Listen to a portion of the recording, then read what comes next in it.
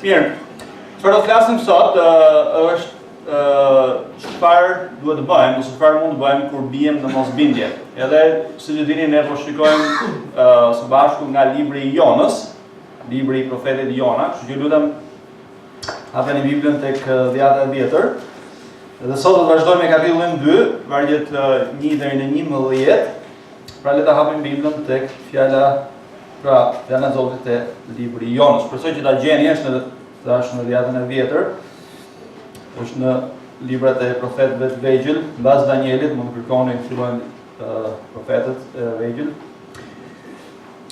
Mirë, përpara se të vazhdojmë tutje, pyetja që unë kam kryesore është pse po studiojmë ne këtë libër. Ne po studiojmë librin e Jonës sepse ka një ngjashmëri vërtet shumë të madhe çfarë shikojmë në zemrën e Jonës me çfarë shikojmë në zemrat tona në këtë kohë. Jona, siç e dini, një profet i Perëndis, mori detyrën nga Perëndia që të çonte mesazhin e tij në Ninive, një qytet i madh. Por Jona, në vend që i bindej Perëndis, vendosi në fakt që të rebelohej ndaj Perëndis. Në fakt, Jona shikojmë që ishte ngurësuar në zemrën e tij. Mesazhi kryesor i librit të Jonës është një thirrje vërtet për pendim, dhe ne kemi marrë faktikisht në njëjtën mënyrë siç ka marrë edhe Jona, një mision apo jo.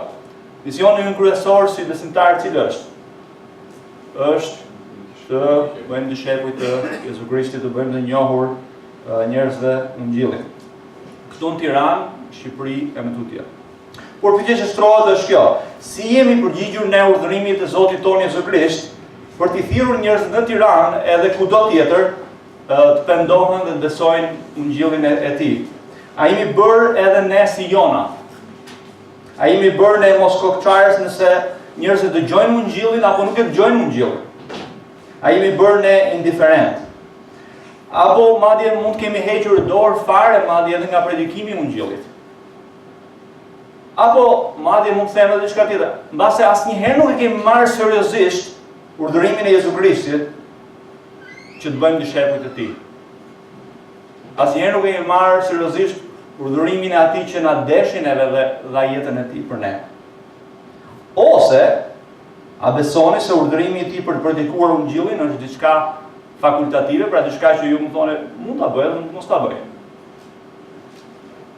Apo ju predikoni ju Ungjillin të afërmëve tuaj, njerëzit me të cilët ju punoni, njerëzit që shkoni në shkollë, njerëzit që takoni çdo ditë? Ne kemi një fjalë, një mesazh për ata, dhe ky është mesazhi i Ungjillit, apo e ndajmë këtë mesazh me ta.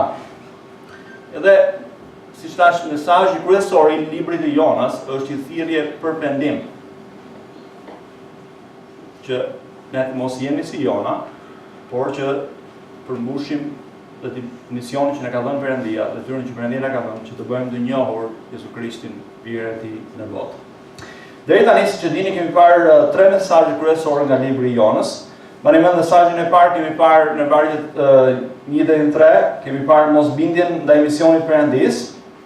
Pastaj mesazhin e dytë kemi parë në vargjet 4 deri në 10 kapitullit 1, pasojat verbuese të mosbindjes ndaj misionit të Perëndis, dhe pastaj javën e kaluar Beni ka trajtuar në kapitullin 2 vargjet 1 deri në 11, çfarë kapitulli 1 akoma, vargjet 11 deri në 16 kemi parë një shpengim në mes të rebelimit të shërbëtorit të Perëndis ndaj Zotit. Dhe sot kthehemi te Jona përsëri te kapitulli 2, shpresoj që keni hapur tashmë atje, dhe sot do shikojmë tërë kapitullin 2, vargjet 1 deri në 11, dhe çfarë do shikojmë siç thash në fillim fare është çfarë duhet bëjmë ne kur bijem në mosbindje. Pra gjejmë vetën që nuk jemi bindur Perëndis. Në fakt, le të lexojmë së pari vargjet 1 deri në 11. Pra le të lexojmë fjalën e Zotit së bashku. Zoti thotë kishte përgatitur një peshk të madh që do godiste Jonën. Dhe Jona qëndroi 3 ditë dhe 3 net në barkun e peshkut. Atëherë Jona ju lut Zotit, Perëndisë së tij, nga barku i peshkut, dhe tha: Në fatkeqësinë time i thirra Zotit, dhe ai më përgjigj. Nga gjiri i Sheolit i thirra dhe ti e dëgjove zërin tim. Më hodhe në një vend të thellë, në zemër të deteve, rryma më mori dhe gjithë dallgët e tua dhe valët e tua më kaluan sipër. Atëherë thash: u dobova nga prania jote. Megjithatë do të shikoj ende në drejtim të tempullit tënd të shenjtë. Ujërat më kanë rrethuar deri në shpirt. Umnera më kanë mbështjellë. Algat u mblodhen rreth kokës së mi. Zbrita deri në themelet e maleve. Toka mbylli shufrat e saj pas meje për gjithë. Por ti e ngrite jetën time nga gropa, o Zot, Perëndia im. Kur shpirti im po ligështohej brenda meje, kujtova Zotin, dhe lutja ime arriti deri te ti në tempullin tënd të shenjtë. Ata që jepen pas kotësive të rreme, braktisin vetë burimin e hirit të tyre. Por unë, në zëra lavdërimi do të ofroj frijime dhe do të plotësoj betimet që kam bërë. Shpëtimi i përket Zotit. Atëherë Zoti i foli peshkut, dhe peshku e volli lunën në breg. Amen. Kjo është fjala e Zotit për ne sot dhe lutemi para se të shkojmë në tutje. Vallin qellor, u shëndëroft emri yt, u lartësoft emri yt. Ti i denjë Zot për lavdërimin ton, për bindjen ton. Dhe ne vim o Zot si bijtë tu. Dhe kërkojmë Zot që ta mësosh për mes fjalës tënde sot. Lutem që fryma jote e shenjtë do të veprojë në mendjet dhe në zemrat tona. Që ta kuptojmë atë dhe të bindemi fjalës tënde. Na mëso Zot. Lutemi në emrin e Shmuar dhe Birit tënd të dashur. Në emrin e Tij. Amen. Përpara se në fakt vazhdojmë me pyetje, dua që të vazhdojmë një seri pyetjesh që janë për secilin prej nesh. Pyetja që shtrohet është kjo: çfarë bëni ju kur ju ngatrohen gjërat? Ose kur i ngatroni gjërat? Çfarë bëni ju kur e ngatroni veten tuaj si rezultat i zgjedhjeve tuaja mëkatare? Dhe nuk jeni më i sigurt se si të dilni nga kjo situatë. Pra në fjalë tjera, jeta juaj është bërë një lëmsh. A është mundur nga ana tjetër ta ngatrojmë jetën tonë aq shumë dhe aq keq sa është e pamundur të dalim nga kjo situatë? Edhe çfarë situatash mund të jenë këto që ne mund ta kemi ngatruar në fakt jetën tonë? Mund të jenë gjëra të vogla, ku ne kemi thënë diçka dikujt që nuk kemi dashur t'ia themi, ose mbase është diçka tjetër më e rëndë. Mund të jetë një seri fjalësh dhe veprimesh për një kohë gjatë që ju nuk jeni bindur fjalës Perëndis në një fushë caktuar të jetës tuaj, dhe të vini re që jeta juaj është ngatruar, është bërë një lëmsh i vërtet, dhe ju duket që ju po shkoni më keq dhe aq më thellë në këtë situatë. Kjo mund të jetë një marrëdhënie martësore, mund të jetë një marrëdhënie në familjen tuaj, ose ju nuk ka keni vënë veshin prindërve, shkollës, punës apo diçka tjetër që Zoti ju ka thirrur që me jetën tuaj ti bindeni atij dhe të shpallni emrin e Tij. Ose ndodheni në një situatë krejt tjetër ku ju thoni a ka zgjidhje. Në fakt thoni a ka rrugdalje. Ju mbase keni hequr dorë duke thënë vetes që kjo situatë nuk ka zgjidhje. Mbase ju duket vetes në një vend ose një situatë që duket është një situatë si një rreth vicioz. Dhimbjesh, çoroditje, ngatrese, dhe duket sikur nuk do të ketë fund. Edhe thoni, a do të marrë fund vërtet situata ime? Çfarë mund të bëni ju në këtë situatë të tillë? Tani, arsyeja pse unë ngret këto pyetje këtë mëngjes është sepse këto janë pasoja të mosbindjes në fjalën e Perëndis. Kjo ilustrohet në mënyrë të veçantë në faktikisht në jetën e Jonës. Zoti i ngarkoi Jonës një detyrë dhe Jona, nga ana e tij, nuk ju duke e përshtatshme që t'i bindej Perëndis. Në vend që të shkonte atje ku i tha Perëndia dhe në vend që të vepronte ashtu siç i tha Perëndia, ai shkoi në drejtimin e kundërt, në drejtim tjetër, ai u rebelua, ia mbathi dhe u largua nga Perëndia. Edhe sigurisht që e njëjta gjë mund t'ju ndodhë edhe ju, edhe mua. Neve nuk na pëlqen çdo gjë që thot fjala e Perëndis apo jo. Neve nuk na pëlqen të shkojmë kudo që Perëndia na tregon neve në fjalën e Tij, apo të bindemi çfarë ai na thot. Ne veprojmë në kundërshtim me fjalën e Tij, ne nuk duam të bindemi, ne nuk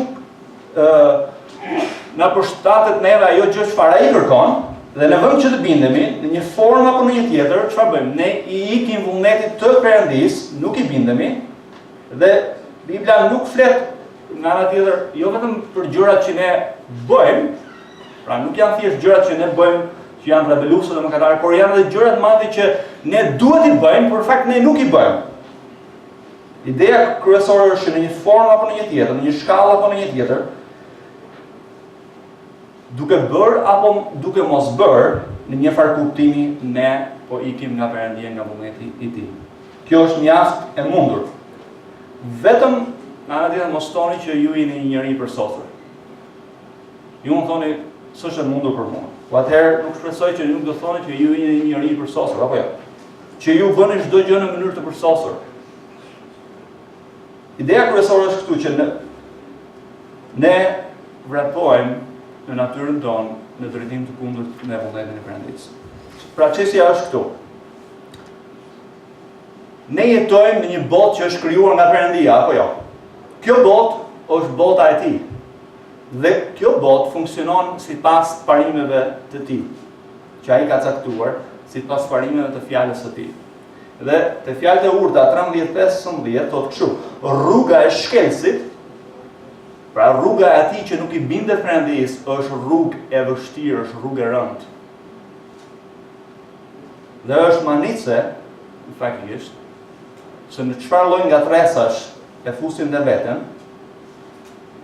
në çfarë lloj të lashësh nga mosbindja jonë ndaj fjalës së Perëndisë.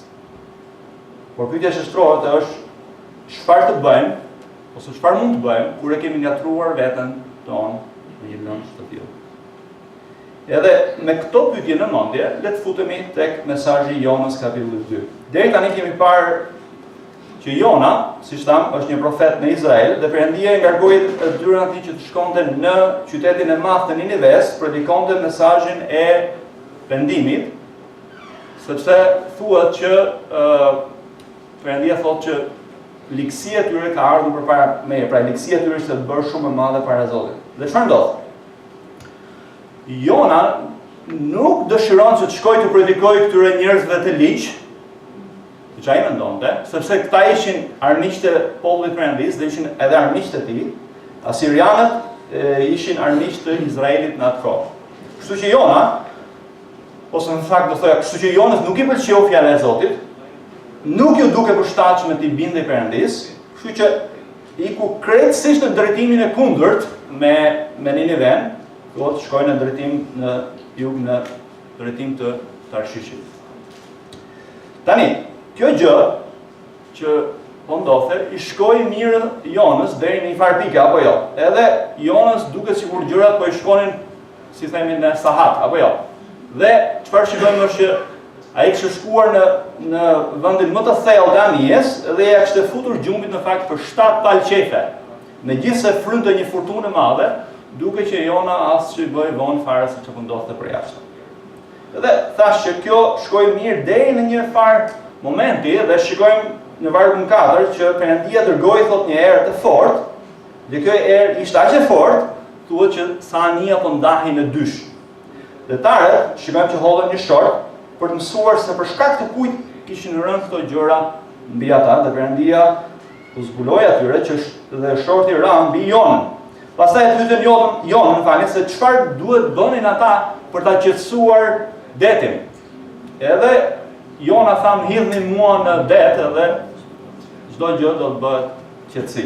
Dhe pas një hezitimi të detarëve, ata e panë çfarë panë, përpoqën në fakt të vozisnin, panë çfarë e hodhën Jonën në det, edhe deti u qetësua menjëherë.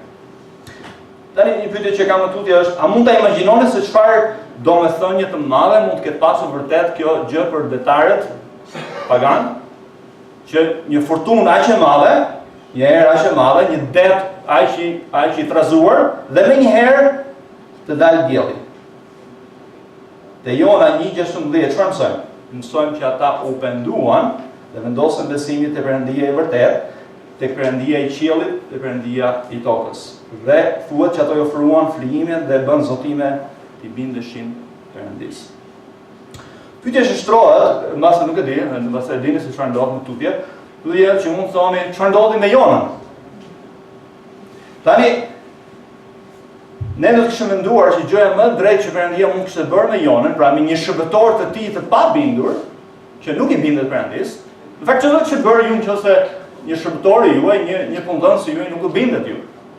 I thoni shko, bëj një këtë gjë, dhe ai nuk bindet, nuk dua të ikem, krejtësisht e lën punën, shkon diku tjetër.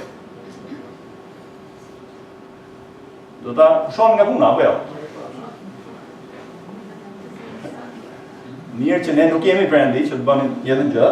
Në fakt Perëndia nuk e la Jonën të mbytej. Më e drejta dhe më gjëja më e durë që mund Perëndia mund të bërë me Jonën tek se lënë të mbytej. Por ai çfarë duhet kemi parasysh për ne është që le të mos jemi si Jona. Perëndia jo vetëm që është një Perëndi i drejtë, edhe Perëndia disiplinoi Jonën, por nga ana tjetër ai është një Perëndi me mëshirë të madhe, me dhe hir të madh. Dhe çfarë bëri Perëndia? Perëndia siguron një mënyrë shpëtimi për Jonën. Edhe çfarë mësojmë tek hym tani te kapitulli 2, që po shikojmë së bashku, dhe vargu 1 çfarë mësojmë?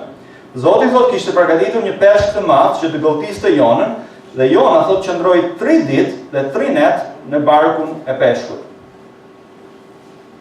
Si mendoni?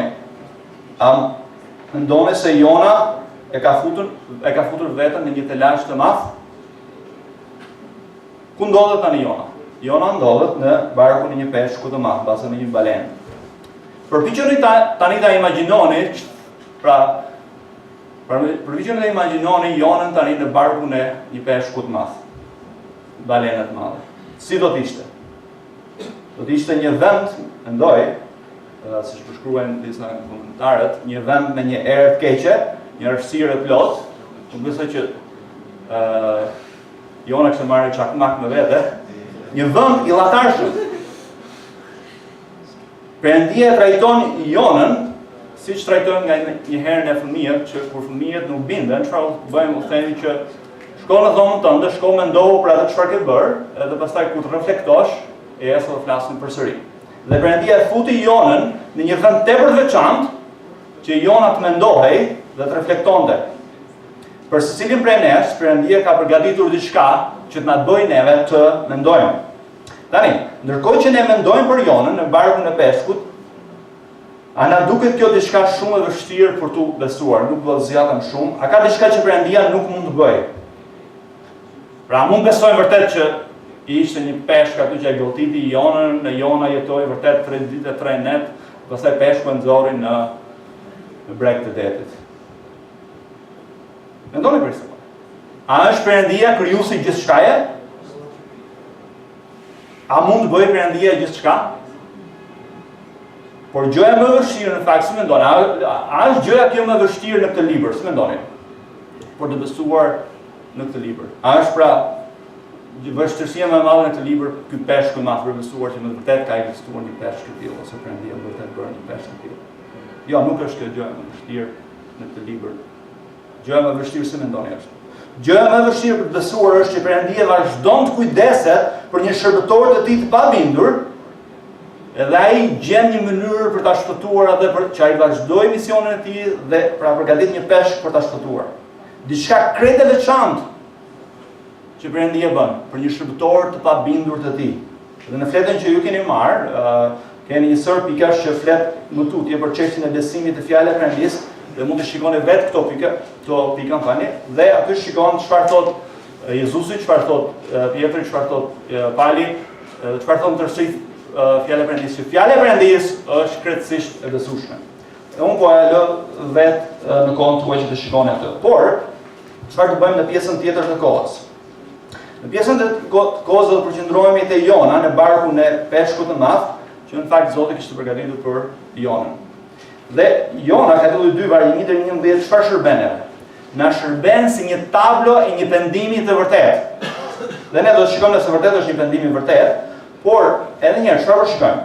Kur jeta jonë ngatrohet nga mosbindja ndaj fjalës së Perëndisë, duhet të ndërmarrim, do të shikojmë 3 hapa kryesor për të dalë nga kjo gjendje. Pra çfarë do të shikojmë? Pra nga Jona 2:1 deri në 11, do të shikojmë 3 hapa kryesor që kur ne jemi larguar nga Perëndia, apo kur ne kemi rënë në plagështi ndaj misionit që Perëndia na ka dhënë si bijtë e tij. Pra mbani mend në mesazhin e parë që secili prej nesh si bijtë e tij Perëndia ne ka dhënë neve një mision. Misioni është të bëjmë të njohur në këtë botë birin e tij të dashur, të shpallim mesazhin e tij, mesazhin e Ungjillit. Dhe miq të dashur, edhe një herë, Ky kapitull flet në mënyrë të veçantë për pendimin dhe një nga gjërat që e dallon një person të vërtetë që po ecën në rrugën e duhur është nëse me të vërtetë është duke u penduar, nëse ai vërtet ka mësuar se si të pendohet. Pra tema kryesore që ne do shikojmë është që rruga e vetme për të shkatëruar ose jeta jona pra në fjalë tjera është bërë lëmsh për ta shkatëruar këtë lëmsh. Vetmja mënyrë që pra që mund të shkatërrojmë këtë lëmsh që e kemi krijuar ne nga mosbindja ndaj fjalës Perëndis është të fillojmë të pendohemi dhe të bindemi fjalës së Tij. Dhe të shikojmë hapin e parë të pendimit. Së pari le të dallojmë pasojat e mosbindjes. Edhe një herë, pendimi i vërtet fillon pikërisht tek dallimi i pasojave të mosbindjes tonë ndaj fjalës Perëndis. Mosbindja gjithmonë ka pasoja për ne, i shikojmë ne pasojat apo nuk i shikojmë. Gjithmonë ka pasoja për ne dhe për njerëzit që janë rreth nesh. Mendoni për një moment për rëndësinë që peshku ka. Pra për rëndësinë e peshkut që Zoti kishte përgatitur për Jonën. Tani, çfarë po bëjmë të them? Perëndia asnjëherë nuk bën diçka kot. Pra asnjëherë Perëndia nuk bën diçka rastësisht. A mendojmë ne që gjërat janë krejtësisht gjëra të kota pa lidhje, thjesht gjërat ndodhin në jetën tonë? Pra që nuk ka një Perëndi sovran që kontrollon dhe drejton gjithçka në jetën tonë për qëllimet dhe sovranitetin e Tij, për lavdinë e emrit të Tij, se mendoni çdo gjë ndodh kot, asnjë lloj mënyre. Ne mësojmë që peshku në rastin e Jonës, një peshk, dosi mund ta quajmë, nuk është i rastishëm, por është Perëndia sovran që kontrollon gjithçka jo vetëm në jetën e Jonës, por edhe në jetën tonë. Dhe le ta shikojmë këtë më madje. Pyetja që shtrohet edhe një herë, si mendoni për peshkun e madh? A ishte një rasti që Zoti përdori këtë peshk të madh për të shpëtuar Jonën? Në fakt, po të shkojmë tek Luka 11, ju mund të shikoni vetë në kohën tuaj, por te Luka kapitulli 11, vargjet 29 deri në 32, Zoti Jezu Krisht flet gjithashtu për shenjën e profetit Jona për Nineveasit që u penduan. Në fakt thot Jezusi thot në fakt le ta shikojmë atje. Se sa ta citojmë. Le shikojmë çfarë thot Zoti Jezu Krisht në lidhje me shenjën e profetit Jona. Luka kapitulli 11 është në dhjetën e re, nëse në njëri është i qartë ku ndodhet. Luka 11, vargu 29 deri në 32, edhe Jezusi shikon çfarë thot. Duke qenë se turmat po shtyheshin përreth, ai filloi të thotë: "Ky brez është i lig. Ai kërkon një shenjë, dhe shenjë nuk do t'i jepet përveç shenjës së profetit Jona." Jezusi kishte bërë shenja mas shenja, mrekulli mas mrekullish, gjëra mas gjërash, që tregonte kush ishte ai dhe pse ai kishte ardhur, dhe prapë ata kërkonin një shenjë. Pra nuk ishin të bindur që shenja që bënte Jezusi tregonin në vërtet që ai ishte Mesia. Edhe ai thotë që nuk do të jepet asnjë shenjë tjetër përveç shenjës së profetit Jona, sepse ashtu si Jona thotë që një shenjë për Nineveasit, kështu dhe Biri i Njeriut do të jetë një shenjë për këtë brez. Mbretëresha e Jugut thotë do të ngrihet ditën e gjyqit me njerëzit e këtij brezi dhe do t'i dënojë, sepse erdhi nga skaja e dheut për të dëgjuar urtësinë e Solomonit. Dhe ja, këtu është dikush më i madh se Solomoni. Nineveasit ditën e gjyqit do të ringjallen me këtë brez dhe do ta dënojnë këtë brez, sepse ata u penduan nga predikimi i Jonës dhe ja, këtu është dikush më i madh se Jona. Çfarë ishte shenja në fakt? Historia na tregon që njerëzit e Nineves e dinin çfarë adhuronin, ishin pagan. Dhe paganët adhuronin perëndi të ndryshme. Por ju mund të thoni çfarë perëndia adhuronin Nineveasit. Nineves adhuronin një perëndesh që ishte një peshk dhe e kishte emrin Nanshe, nuk e në këtë mënyrë në shqip. Edhe adhuronin Nanshen bashkë me një perëndi tjetër që ishte gjysmë njeri dhe gjysmë peshk. Dhe çfarë ndodhi? Perëndia krejtësisht në hirin e tij, në favorin e tij të madh, ai përdor një peshk për të treguar këtyre njerëzve që adhuronin një peshk. U jep atyre një provë të qartë që ai është në gjendje të komandojë një peshk, ato që ato adhuronin, për të treguar fuqinë dhe epërsinë e tij si perëndi, në mënyrë që ata të pendohen dhe të binden perëndisë së vërtetë. Disa mund të thonë, njerëzit e Nineves nuk do të kishin besuar çfarë Jona duhet të kishte treguar atyre, siç nuk do të besonim edhe ne sikur të kishin parë Jonën. Si mendoni ju? Si mendoni ju nëse një person do të shfaqej dhe do thoshte që unë jam profeti i Perëndis, unë kam qenë 3 ditë e 3 net në barkun e një balene. Në fakt, disa studiues mendojnë që pamja e Jonës kishte ndryshuar ai shumë, pra do kishte ndryshuar edhe ngjyra e tij për 3 ditë brenda një peshku, dhe njerëzit kishin madje nga ana tjetër Niniveasit kishin dëgjuar nga kush? Kishin dëgjuar edhe dëshminë e vetë detarëve. Detarët kishin parë dorën e Zotit se si veproi me stuhin, veproi me detin, veproi me Jonën e të gjitha më radhë, edhe çfarë ndodhi? Ajo çfarë dukej e besueshme, domethënë që çfarë kishte ndodhur, dalja e Jonës nga barku i një peshku, nga goja e një peshku, më saktë, bëri më të mundshme këtë histori çfarë kishte bërë Perëndia. Tani, në kapitullin e parë shikojmë. Perëndia përdori stuhin si instrument të hirit të tij për të sjellë në pendim detarët që adhuronin Perëndinë e qiellit, adhuronin Perëndi të tyre. Tani Zoti çfarë përdor? Përdor peshkun në fakt që e volli Jonën në bregun e Nineves për të quar një mesazh të qartë Nineveasve. Çfarë po themi edhe një herë, çfarë po themi? Është që Perëndia përdori një peshk për të madh, për të shpëtuar Jonën, por nuk ka qenë rasti që Perëndia dërgoi një peshk dhe nuk dërgoi diçka tjetër për ta sjellë atë në breg. Perëndia mund të kishte përdorur diçka tjetër apo jo, mund të kishte dërguar një varg, nuk e di, diçka tjetër. Gjithçka në dorën e tij. Por ajo çfarë po them është që nuk ka rasti me Perëndim çfarë gjërat ai bën në jetën tonë, ai është duke kontrolluar dhe duke bërë gjithçka sipas qëllimeve të tij sovran. Ai është sovran mbi gjithçka që ndodh në jetën tonë. Nuk ka asgjë të kotë, nuk ka asgjë të rastësishme në jetën tonë sepse gjithçka kontrollohet nga dora e tij sovrane. Pra peshku që ne shikojmë këtu është jo vetëm një instrument pendimi për njerëzit e Nineves, por është edhe një instrument shpëtimi për Jonën. Tani dikush mund të thotë, a nuk po tregohet Perëndia pak i ashpër me Jonën? A mendojmë ne që me të vërtetë Perëndia nuk duhet ishte dërguar i tillë me Jonën? Le të mendojmë pak. Spari, pse Jona ndodhet në këtë gjendje? Krejtësisht nga mosbindja e tij. Ai nuk kishte pse t'i lindte gjërat deri në këtë pikë, apo jo? Shpeshherë kur ne përballemi me pasojat e mosbindjes, me mosbindjes tonë ndaj fjalës Perëndis, çfarë bën? Shpërthejmë kundër Zotit ose kundër të tjerëve, ne themi, nuk kishte pse na shkojnë gjërat aq keq, ashtu si Jona, që mund të ishte penduar shumë më herët, që kur ndodhej në anije, përpara se ai përfundonte në det apo në barkun e balenës, për shkak të fakt të mëkatit dhe rebelimin të tij, edhe ne mund të pendohemi përpara se Perëndia të përgatisë diçka të veçantë në jetën tonë për ta tërhequr vëmendjen. Jonën e hodhën në ujë, dhe nëse Perëndia nuk do të kishte përgatitur një peshk të madh, çfarë mundësie tjetër do të kishte Jona? Tani besoj që e kuptojmë që edhe një herë që peshku i madh ishte lajm i mirë për dikë që kishte nevojë për të dalë në breg. Çfarë është manice edhe një herë është se peshku shfaq mençurinë e Perëndis. Perëndia është i mençur, si mendoni?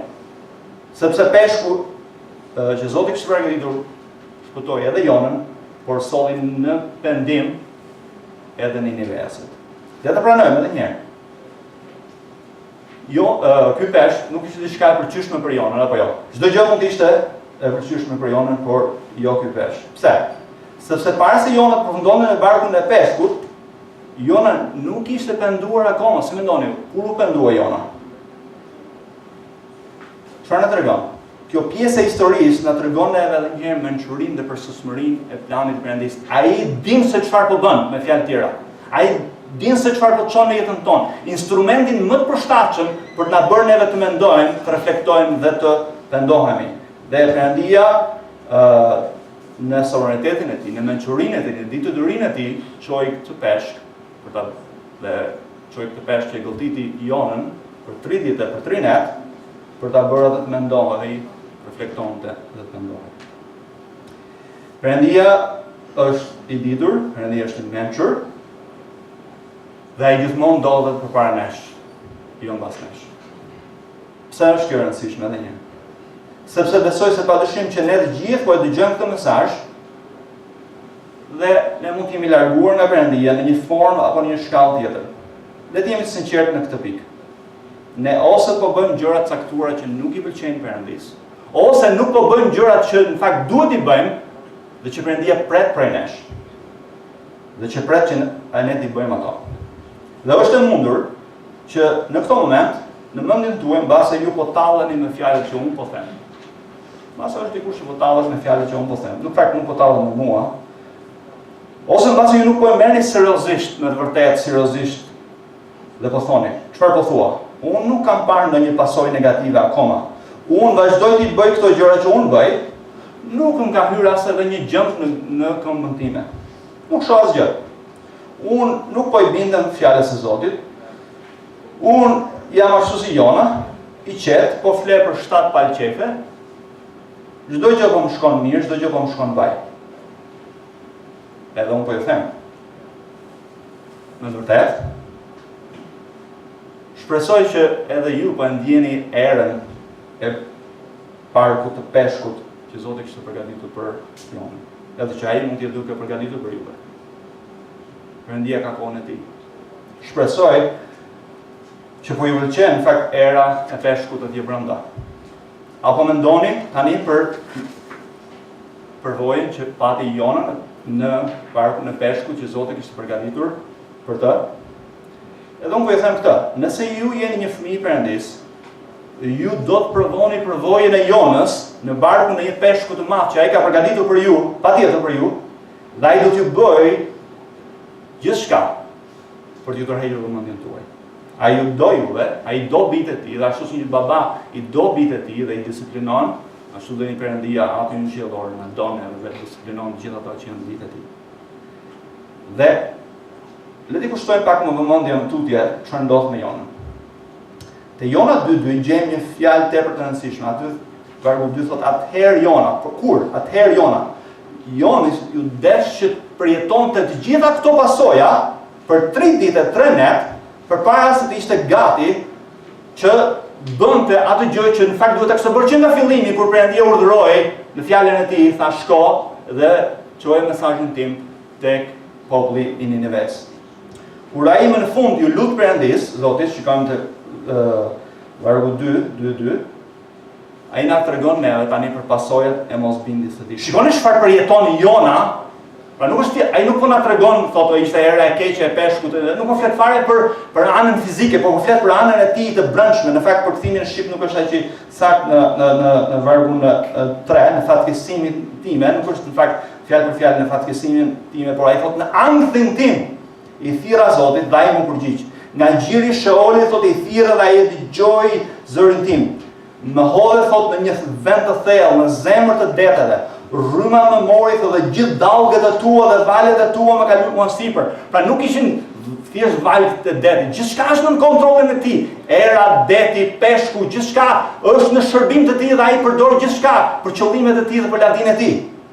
Edhe atëherë thash, u dëbova nga prania jote. Ujërat më kanë rrethuar deri në shpirt. Hunera më ka mbështjell, algat të mblodhen rreth kokës sime. Edhe ju keni specifikuar këto në fletën tuaj. Kur të ndodhi ju diçka si Jona, besoj se Perëndia ju ka tërhequr vëmendjen tuaj. Dhe çfarë shikoni vargu 6 përsëri thotë, zbrita thotë deri në themelet e maleve, toka mbylli shufrat e saj pas meje për gjithnjë, por ti e ngrite jetën time nga gropa, o Zot. Çfarë po ndodh? Pse Jona është në barkun e peshkut për 3 ditë dhe 3 net? Përgjigjja është që Jona po mëson. Ne kemi nevojë të mësojmë të bindemi Perëndis, të pendohemi. Edhe ku është ulur Jona? Dikush tha që Jona është ulur në vendin e parë në orën e mësimit të teologjisë me mësues Perëndi. Mësuesi i tij është vetë Perëndia. Jona po reflekton, ai po i rimendon gjërat. Një autor shkruan, barku i peshkut nuk është një vend i bukur për të jetuar, por është një vend i hatashëm për të mësuar. S'kishte asgjë që ta hutonte, s'kishte as televizor, as Facebook, asnjë gjë. Ishte Jona dhe peshku. Pra është një vend i mrekullueshëm për të mësuar. Libri i Jonës fillon edhe një herë me një urdhërim të qartë nga Perëndia në kapitullin 1 për shërbëtorin e tij, edhe në 2 vargjet e para, e mësojmë këtë, dhe pastaj çfarë shikojmë në vargun 3. Mësojmë një fjalë pa vend që ne e përdorim shpeshherë. Ne e dimë çfarë thot Perëndia, por çfarë themi? Perëndia thot kështu, por, Perëndia thot këtë, por, pra gjithmonë përdorim një por. Perëndia më thotë të bëj unë dishepuj, por unë s'mund të bëj dishepuj. Nuk duhet të ketë por, në fakt. Por gjithmonë është fjala e padur dhe Perëndia po i mëson Jonës që nuk duhet të ketë por kur flet Perëndia, kur flet fjala e tij. Dhe shikojmë që Perëndia thotë, në fakt vargu 3 thotë, por Jona thotë u ngrit për të ikur në Tarshish. Pse? Sepse ai ishte i bindur në veten e tij që rruga e tij ishte më e mirë se sa rruga e Perëndisë. Ai bindi veten që ai mund të bënte çfarë të donte dhe përsëri ai mund t'ja dilte pa u lagur. Ai e kishte bindur veten që të bësh vullnetin e Perëndisë nuk është diçka e domosdoshme, diçka fakultative. Mbas ai kishte bindur veten që ai nuk mund të bindë vullnetin e Perëndisë në këtë mënyrë. Ai mund të bënte çfarë do që ai dëshironte dhe prapë të shpëtonte. Hapi i parë edhe një herë, kur gjërat janë bërë lëmsh në jetën tonë, nga mosbindja jonë, është që ne përballemi me pasojat e mosbindjes. Barku i peshkut, edhe një herë, nuk është një vend i hatashëm për të jetuar, por është një vend i mrekullueshëm në fakt për të mësuar. Mbase, një nga ne mund të pyes, a është pendimi i Jonës i vërtet, pra i plot? A është pendimi i Jonës një model, një pendimi të vërtet që si duhet jetë dhe si duhet tingëlloj pendimi i vërtet? Pra, në fakt, kur ju thoni që unë jam penduar nga mëkati im dhe mosbindja në Perëndisë, si duhet jetë? Le të mendojmë pak për këtë. Unë them jo. Pendimi i Jonës nuk është model, por është një mësim i mirë për ne, është një fillim i mirë. Mendoni pak për këtë. A jemi penduar ne ndonjëherë në mënyrë të përsosur? Përpara se ne të tregojmë të ashpër me Jonën, le ta shikojmë vetëm në pasqyrë, le ta reflektojmë për pendimet tona. A jemi penduar ne në mënyrë të përsosur? Jo, ne nuk jemi penduar asnjëherë në mënyrë të përsosur. Unë s'jam penduar asnjëherë në mënyrë të përsosur. Është një proces mësimi. Pjesërisht pendimi i tij nuk është pendimi i plot, sepse vjen re se ku është i fokusuar Jona, edhe në vargjet që shikojmë 1:11. Pse ndonë ku është fokusuar Jona? Ai po flet vetëm për pasojat e mëkatit, vetëm për veten e tij. Por, si mendoni, për kë nuk po flet? Mani mend stuhin që erdhi mbi detarët, kush e shkaktoi stuhin mbi detarët? Jona, apo jo? Pendimi i tij ishte i cekët, pendimi i tij po shkonte në drejtimin e duhur, por prapë ishte i cekët, pendimi i vërtet ku fokusohet. Nuk fokusohet te pasojat e mëkatit mbi mua, por pasojat e mëkatit që ka shkaktuar mbi të tjerë, çfarë kemi bërë ne të tjerëve si rezultati i mosbindjes tonë ndaj Perëndisë. Vëllezër motra, çdo herë që ne nuk i bindemi Perëndisë, ka pasojë jo vetëm për ne, por për këtë do rrotull me cilën ne jetojmë, banojmë, punojmë apo shkojmë kudo që ne jemi. Mëkati gjithmonë ka pasojë për këtë. Ne nuk jemi njerëz që banojmë në ishuj. Ne banojmë me njerëz që na Zoti na ka vënë së bashku.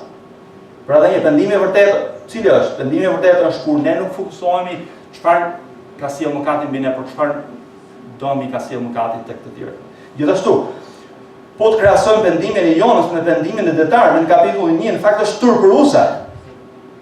Apo me pendimin e njerëzve të Ninives kur Jona më në fund shkon në Nive dhe u flet atyre të pendohen. Në fakt, Jona vetëm një fjalë thotë, pendohen, dhe në fakt ato pendohen. Jonës ju desh në fakt një stuhi, ju desh një peshke, gjithë më radhë që të pendojë. Pra vëmë re që pendimi i detarëve dhe pendimi i Ninives ishte një pendim i vërtet dhe kur e krahasojmë me pendimin e këtij njeriu të Perëndisë, në fakt është e turpshme, është e trishtueshme, është një mësim i trishtueshëm për ne. Nëse ne nuk e kemi lexuar akoma kapitullin 4 ose kur të shkojmë atje, do të mësojmë që Jona bën disa zgjedhje të çuditshme. Në fakt do të shohim që kapitulli 4 me të vërtetë është një nga kapitujt më të çuditshëm të Biblës. Kur shkojmë atje do të përforcohet akoma më shumë bindja që pendimi i Jonës nuk është me të vërtetë model.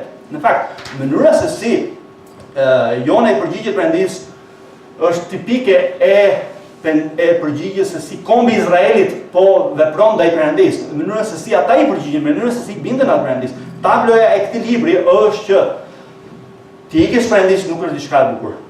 Njerëzit e pashkëtuar qeshin me këtë. Punë e madhe ka Zoti, që nuk e bindën Zotit, punë e madhe. Ku është ai që të më dënojë mua? Shpresoj që ne nuk po qeshim me këtë. Largimi nga Perëndia nuk është diçka as e pranueshme, as një alternativë, as nuk tolerohet. Ti ikish Perëndisë është diçka e hidhur. Të mos bindesh Perëndisë, fjalës së tij është diçka që vërtet jo vetëm të ketë pasojë, por do të jetë vërtet një përvojë e hidhur. Kjo është çfarë flet kapitulli 2. Le të mos jeni si Jona. Të mos bindesh Perëndis është diçka e hidhur. Nuk ka vlerë të paguash në fakt çmimin që pagoi Jona për mos bindjen e tij ndaj Perëndis. Mbasi ju thoni që unë nuk di ndonjë fushë që nuk po i bindem Perëndis. Fakti që ju nuk dini ndonjë fushë nuk do thotë që ju jeni me të vërtetë në rregull me Perëndin. Urdhërimet e tij na janë dhënë për të bindur. Mbasi ju nuk dini urdhërimet, nuk e dini çfarë pret Perëndia për ju, dhe ju jeni në gjumë për shtat palqefe. Çdo gjë shkon mirë. Nuk besoj se është justifikim të thoni që mbasi ju thoni ju nuk kam mundësi të bindem Perëndis. Urdhërimet e fjalës së tij nuk janë fakultative. Ai na ka dhënë urdhërimet e tij që ne të bindemi atij. Nëse ju po shkoni në drejtimin që Perëndia, nëse ju nuk po shkoni në drejtimin që Perëndia ju urdhëron në fjalën e tij, çfarë mësimi dëshiron Perëndia që ju të mësoni sot? Çfarë hapash ju duhet ndërmeni? Përpara se ne shkojmë në tutje, përpara se ne të mendojmë që pendimi vërtet ka të bëjë vetëm me sjelljen tonë, në fakt le të shkojmë pikën e dytë, ja e di që jemi shumë brava me kohën, por le të përpiqemi të shikojmë në pjesën tonë të mbetur dy pika të tjera të rëndësishme, pra le të shikojmë çfarë dallojmë thelbin e mosbindjes. Pra çfarë është thelbi i mosbindjes? Pra nuk është çështja thjesht të ndryshojmë sjelljen, duhet të kuptojmë thelbin e arsyeën e mosbindjes tonë. Vinë re tani lutjen e Jonës, edhe vëmre që ai kalon nga pasojat të shkaku i mosbindjes dhe vargu 8, në fakt është vargu kryesor në kapitullin 2. Vargu 8 çfarë thotë? Ata që jepen mbas kocësive të rreme braktisin vetë burimin e hirit të tyre. Edhe në fakt mbi këtë varg ne mund të bëjmë një predikim të tërë. Por nuk po bëjmë këtë, do të lëmë një herë tjetër të bëjmë një predikim të tërë mbi këtë varg, por tani për momentin më lejon të them këtë që përkthimi në shqip nuk është përkthimi më i mirë në mundshëm, në fakt përkthimi më i mirë do të ishte ata që jepen pas idhujve të kot, braktisin vetë hirin vetë burimin e hirit të tyre, ose në fakt një përkthim tjetër pra do të ishte ata që jepen pas idhujve të kot, braktisin shpresën e tyre të vetme të dashurisë së përhershme. Tani le ta dëgjojmë fjalën e Perëndisë me kujdes. Pse? Sepse Perëndia na do. Dhe ai na drejton gjithmonë tek burimi i vërtetës. Ai është burimi i vërtetës. Dhe kur ne duam diçka më shumë se sa Perëndia, çfarë po bëjmë? Si mendoni? Pra, dëgjoni edhe një herë. Le ta dëgjojmë fjalën e Perëndisë më vonë. Kur ne duam diçka tjetër më shumë se sa Perëndia, çfarë po bëjmë? Ne po adhurojmë diçka tjetër në vend të Perëndisë së vërtetë. Në fakt po adhurojmë një idhull. Ju mund të thoni që sigurisht unë nuk adhuroj idhuj, unë e dua Perëndin më shumë se çdo gjë tjetër. Vase se ide e doni Perëndin më shumë se çdo gjë tjetër, por në realitet ju doni diçka tjetër. Në fakt doni diçka tjetër, dikë tjetër më shumë se sa Perëndin. Edhe ju mund thoni, nga e di unë këtë gjë. Unë në fakt nuk e di. Por e di në fjalën e Perëndisë. Në pasarin që lexuam pak më herët, e Gjoni 14:15, Jezusi thotë kështu: "Nëse më doni mua, bindeni urdhërimeve të mia." Tani më dëgjoni dhe unë. Kur dhe herë që ne nuk i bindemi Krishtit, ne do thotë që po duam dikë tjetër ose diçka tjetër më shumë se sa ai. Sepse ne në fakt po i bindemi një idhulli në jetën tonë. Çfarë po them? Ose çfarë po them? Ai ishte Jona një adhurues idhujsh? Le të përpiqemi të japim përgjigje kësaj pyetje me një pyetje tjetër. A kishte qenë Jona duke adhuruar në të vërtetë Perëndin? Në kuptimin e plotë të fjalës në mënyrë vërtet praktike, adhurimi i vërtet nuk është thjesht këndosh disa këngë të diela. Megjithëse këtë mund ta quajmë adhurim formal, por adhurimi i vërtet është si dhe për kë jetojmë jetën e përditshme. A kishte qenë Jona duke adhuruar Perëndin me jetën e tij? Si mendoni? Jo. Çfarë mbetet atëherë? A mund të themi se ka diçka neutrale kur vjen puna për adhurimin? A mund të themi që ne jemi neutral, që ne nuk adhurojmë diçka tjetër, pra me fjalë tjera, o adhurojmë Perëndin ose nuk adhurojmë asgjë tjetër? Jo. Perëndia na ka bërë neve qenie adhuruese. A e kuptojmë ne këtë gjë? Të gjithë ne, ose duam, ose adhurojmë dhe shërbejmë Perëndis, ose duam, ose adhurojmë, ose shërbejmë dikujt tjetër ose diçka tjetër. Pra nuk ka alternativë mes. Ju ose adhuroni Perëndin ose adhuroni diçka tjetër. Pra pyetja thelbësore për gjithsesi prej nesh është kë ose çfarë po adhurojmë? Edhe njërë, jo si një ide në mendjet tona, ne mund themi në mendjet tona, po ne vërtet adhurojmë Perëndin, duam Perëndin më shumë se çdo gjë tjetër, edhe unë jam dakord me gjitha këto thënie. Kjo s'do thot fakt që ju me vërtet doni Perëndin më shumë se çdo gjë tjetër apo këtë tjetër. Pyetja që shtrohet edhe njëherë, kush ose çfarë është Perëndia jonë? Çfarë dëshironi? Çfarë kërkoni ju gjatë ditës? Çfarë është synimi kryesor, arsyeja për cilën jetoni ju çdo ditë? Çfarë mendoni se do t'ju bëjë juve të lumtur? Te cila gjë ju kërkoni siguri, kuptim, lumturi apo përmbushje? Çfarë gjëje keni ju frikë? Për çfarë shqetësoni? Çfarë doni? Çfarë urreni? Si e përkufizoni ju suksesin? Çfarë po themi edhe një herë është që Jona nuk është se thjesht Jona kishte një sjellje të keqe dhe thjesht Jona nuk u bind Perëndisë edhe kaq. Edhe Jona thjesht tani duhet të bindet Perëndisë. Jo. Jona në zemrën e tij ishte një idhujtar. Mosbindja ndaj urdhërimeve të fjalës së Perëndisë ka të bëjë me faktin që ne jo vetëm që nuk u bindemi atyre, pra që kjo është tregues, por fakti që ne nuk i bindemi urdhërimeve të Perëndisë çfarë do tregon? Ne tregon që ne po adhurojmë me të vërtetë diçka tjetër në zemrat tona dhe jo Perëndinë e vërtetë. Dhe çfarë shikojmë? Shikojmë që mosbindja ka rrënjën tek çfarë ne adhurojmë. John Calvini ka thënë, i thonë mjaft biblike, ne nuk citojmë Calvinin se është Calvinin, por sepse kjo është biblike. Zemra njerëzore thotë është një fabrikë idhësh. Me fjalë tjera çfarë thotë? Nëse unë nuk e kontrolloj zemrën time dhe jetën time, sipas të vërtetës së fjalës së Perëndisë, ose më thjesht, nëse unë nuk jetoj sipas fjalës së Perëndisë, e dini çfarë do thotë? Zemra ime në mënyrë të pashmangshme dhe në mënyrë të rregullt të vazhdueshme do të prodhoj idhuj, ose do të nxjerr idhuj që ne i adhurojmë. Jona, ku kishte qenë fokusuar Jona deri tani? Te rruga e tij, te planet e tij, te vullneti i tij, çfarë ai dëshironte. Dhe kështu që kur ai erdhi aty një mundësi e re për të shërbyer Zotit, pra kur dëgjoi fjalën e Zotit, thaj, Jona ngriu dhe shkoi në vet. Çfarë bëri Jona? Nuk u bind. Pse? Sepse Jona në atë moment nuk adhuronte Perëndin, po adhuronte diçka tjetër. Prandaj nuk i bindemi Perëndisë. Pse? Pra nuk është një çështje që ne nuk po bindemi, por pse nuk po i bindemi Perëndisë? Tani edhe një herë, për shkak se për Jonën kjo gjë do të kishte qenë e vështirë dhe do të shkonte kundra dëshirave të tij. Si mund të shkojmë të predikoj disa njerëzve që nuk më duan mua, si do shkoj të predikoj disa njerëzve që janë armiq tan, njerëz që na kanë sulmuar neve, dhe Jona duke si Perëndi nuk e di se çfarë po flet. Shkoj të predikoj në Ninive, se çfarë po thua? Jona kishte nevojë të vinte në këtë pikë që të dallonte këtë gjë në zemrën e tij. Dhe të pranonte këtë gjë në zemrën e tij, duhet të vinte në barkun e peshkut që të thoshte që me të vërtetë ai nuk adhuronte me vërtet Perëndin e vërtet.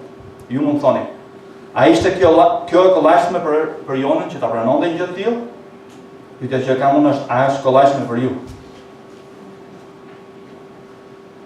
Jonës ju deshën 3 ditë pra një profetit të Perëndisë. Ju deshën 3 ditë në një barku, në një 33 metë në një barku në peshkut, që të ishte i gatshëm të bindej Perëndisë. E thash edhe nga fillimi, një nga shenjat kryesore që një person po ecë në drejtimin e duhur, në drejtimin e Perëndisë, është nëse një person ka mësuar të pendohet, nëse kur ai ngatron gjërat nga mosbindja e tij, po pendohet ose jo.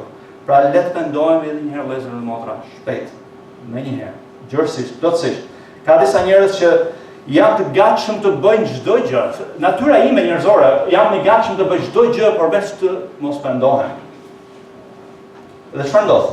Me një herë ne fillojmë të fajsojmë mëkatin ton, pra njerëzit fajsojnë mëkatin e tyre, fajsojnë përpiqen të minimizojnë çfarë ata kanë bërë, minimizojnë çfarë kemi bërë. Me një herë duam që t'jam mbathur nga përgjegjësia që kemi, edhe duam të fshihemi, jemi të gatshëm të bëjmë gjithçka edhe një herë, por jo të pendohemi. Çfarë shikojmë ne është këtu që shikojmë që duhet një peshk i madh, një gjë që përgatit Perëndia që të na tërheqë në mënyrë. Do të ketë shumë pasoja edhe një herë për shkak të refuzimit për të mos të penduar. Më shumë pasoja për shkak se ne vazhdojmë në mosbesim, në mosbindje, në rebelim. Thelbi edhe një herë cili është, nëse ne do të bënim një pauzë të shkurtër, le të qetësohemi për një moment. Të gjithë në këtë histori që edhe ta shikojmë këtë histori me sinqeritet. Edhe një herë, a e kuptojmë ne që nëse do të kishim marrë pjesën më të vogël të kohës, të energjisë tonë, të burimeve tona, që në vend që të fajsojmë rrethanat, në vend që të fajsojmë të tjerët, në vend që të minimizojmë gjërat që ne kemi bërë, dhe duke ja mbathur, duke ja futur vrapit, do u fshehur, Nëse do të kishim marrë një pjesë kohës për të reflektuar, ne do të ishim të nduar. Le ta bëjmë të shpejt, me njerë, plotësisht, gjërësisht. Në të plot. Nëse do ta kishim bërë këtë, në marrëdhënie që ne ndodhim në vështirësi, në marrëdhënien tonë familjare apo kudo, do të ishin rregulluar gjërat, do të ishin ardhur gjërat në vendin e duhur. E dim që është e vështirë për të menduar apo jo, sepse ne duam çdo gjë tjetër, por jo të mendojmë. Por gjërat do të ishin më mirë edhe një herë, nëse ne do të bindeshim Perëndis, nëse do të ecim në bindje të fjalës së Tij. Në vend që të jemi duke ecur me Perëndin, mbase jemi akoma në barkun e peshkut sepse nuk jemi penduar, vazhdojmë të adhurojmë diçka tjetër në vend të Perëndis. Nuk pendohemi, jo thjesht sepse edhe një herë nuk është thjesht sepse nuk jemi sjell mirë. Edhe një herë, por për shkak se ne kemi një zemër idhujtare. Atë që jepën thot Jona, në atë reflektim të tij të thellë, çfarë mëson Jona? Fjala e Perëndis. Atë që jepën thot pas idhujve të kot, pas gjërave të rreme, gjërat që duket thot që vërtet do të na premtojnë, paraja premton, çfarë premton paraja? Fuqi, pushtet, seks, gjëra të mrekullueshme, por paraja bën skllav gjithmonë nuk është fare paraja, por dashuria jon për para. Seksi premton liri, në fakt gjën vetëm sklavëri. Pra edhe një herë, çfarë thot Jona? Janë ca gjëra që duken sikur vërtet prej tyre ne do të marrim ato çfarë ato premtojnë, por ato nuk na japin kurrë atë gjë që ato në fakt premtojnë që do të na japin.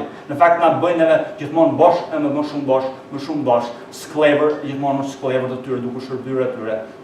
Edhe asnjëherë duke na vënë vetë kënaqësi që ne mendojmë se do të na japin në vërtet. Dhe Jona na thot, tani duhet të praktisim idhujt e jetës tonë. Perëndia meriton, ai duhet të jetë qendra e jetës universit tonë. Dhe pse është kjo në fjalën e Perëndis? E para për 10:6-7 na thot, për djatën e vjetër, por na thot edhe për këtë.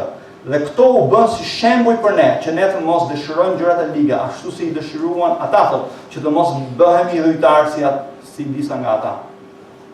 Pra që të mos bëhemi si idhujtar si ata. Pra dhe njerë, çfarë vëmë re? Pjesa e daljes së lëmshit nga të jetës tonë, nuk është thjesht ndryshojmë sjelljen, thjesht ndryshojmë disa gjëra që ne po bëjmë. Por çfarë kërkon? Kërkon një hetim të thellë, me hirin e Perëndis, me fjalën e Tij, me frymën e Tij të shenjtë, hetojmë çfarë po adhurojmë me të vërtetë ne në zemrat dhe në jetën tonë, apo adhurojmë Perëndin e vërtet apo diçka tjetër. Edhe të fjalët e urta thuhet, fjalët e urta 28:13 thotë, ai që mbulon mëkatin e tij nuk do të lulëzojë. Nuk do të lulëzojë as sot, as nesër, as 3 vjet më vonë, as 10 më vonë, 10 vjet më vonë. Kur? Ai që fsheh mëkatin apo mëkatet e tij nuk do të lulëzojë, por vetëm ai që rrëfen mëkatin e tij.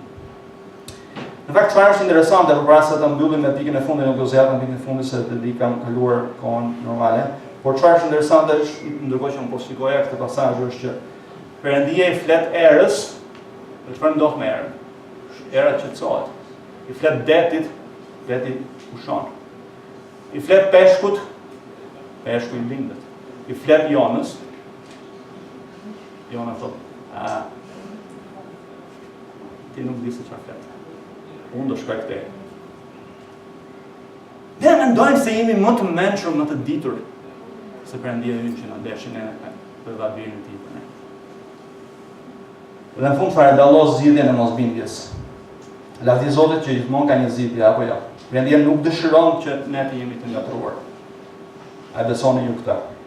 Perëndia nuk dëshiron që ju të vazhdoni të qëndroni në barkun e balenës dhe ju të qëndroni në barkun e balenës derisa të çfarë? Pendoheni. Dhe kur Jona në fund vjen te vargu 9, Perëndia është më i gatshëm të kalojë te vargu 10 dhe thotë, atëherë Zoti i foli peshkut dhe peshku e dholli Jonën në breg. Vëllezër e motra, mbase ju mendoni që mbase po ju mendoni që ka qenë përvoja më e hidhur në botë për Jonën apo në barkun e peshkut. Por më lejoni të them që këto janë fjalë vërtet më të ëmbla që ka dëgjuar ndonjëherë Jona. Po afrohet koha thotë që ai peshku më vjell jashtë në breg. A mund t'ju pyes përsëri? Ka ndonjë gjë që po largohemi ne nga Perëndia, nga gjërat që ne duhet të bëjmë, por që nuk po bëjmë, apo gjëra që ne po i bëjmë dhe që duhet të mos i bëjmë, të pendohemi. Mbase ju asnjëherë nuk keni penduar me të vërtetë dhe nuk keni besuar asnjëherë te Jezu Krishti, si Zotin dhe Shpëtimtarin tuaj. Zoti po ju sjell krishterë pas krishterin në jetën tuaj. dikë po ju flet për përvojën, po ju flet për nevojën për të penduar, po ju flet juve nevojën që keni për të besuar në Krishtin si Zot dhe Shpëtimtar dhe ju vazhdoni të jeni kokëfortë si Jona dhe refuzoni të bindeni Perëndis. Edhe unë po ju them, binduni zërit Perëndis që ju flet në frymës të Shëndet. Miqë dashur, mbase ju edhe një herë nuk keni besuar asnjëherë në Krishtin. Mos vononi, besoni sot, pendohuni në mëkate, besoni te Jezu Krishti. Ai është kënaqësia e kënaqësive. E njohësh Perëndin, është jeta e vërtetë, është jeta e përjetshme. Ose ju do të vdisni në mëkatet tuaja, do të ndaheni nga Perëndia përgjithmonë, përjetësisht. Pra o do të pendoheni, dhe vendosni besimin te Krishti, ose do të përjetoni zemërimin e tij të përjetshëm, të flakët, të ferët. Sot mos pendoheni sot, sot mos besoni sot. Mbase ju një krishterë, ose ju një krishterë, dhe mbase ju po jam mbathni nga momenti i Perëndis. Ju mbase nuk keni një marrëdhënie të mirë me dikë tjetër në jetën tuaj. Ju e dini që Bibla thotë që ju duhet të flisni me këtë person dhe përpiqeni dhe duhet pajtoni, përpiqeni të pajtoni. Ju nuk ju pëlqen kjo ide. Ju ndjeni që nuk keni pse ta bëni një gjë të tillë. Juve në fakt ju shijon hidhërimi. Juve mbase ju tregoni të gjithë të tjerëve për këtë gjë. Juve ju vjen keq për veten tuaj dhe jeni mbyllur ndaj këtij personi. Apo vraponi nga Perëndia, apo vraponi nga fjala e tij.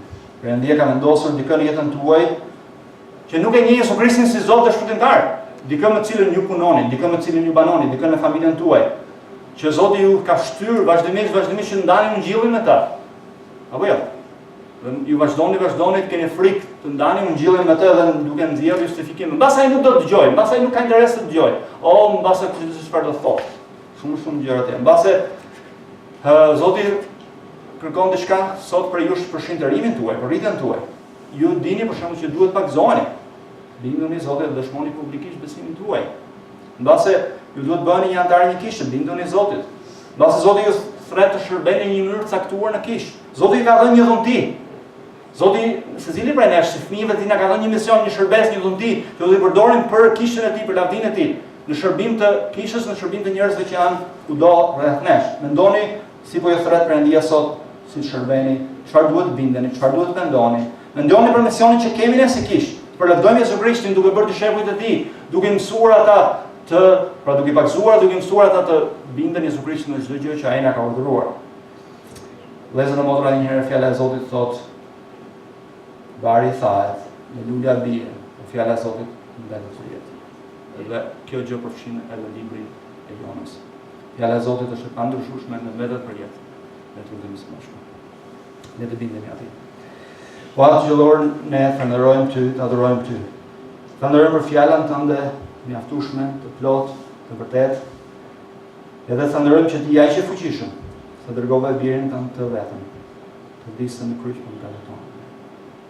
Lutem jo Zot që ne do të shikojmë çdo mundësi dhe kudo që ne jemi, që të duam të tjerët, duke shpallur atë ungjillin, duke jetuar sipas ungjillit, për lavdinë e Jezu Krishtit, në emër të Cilit ne lutemi.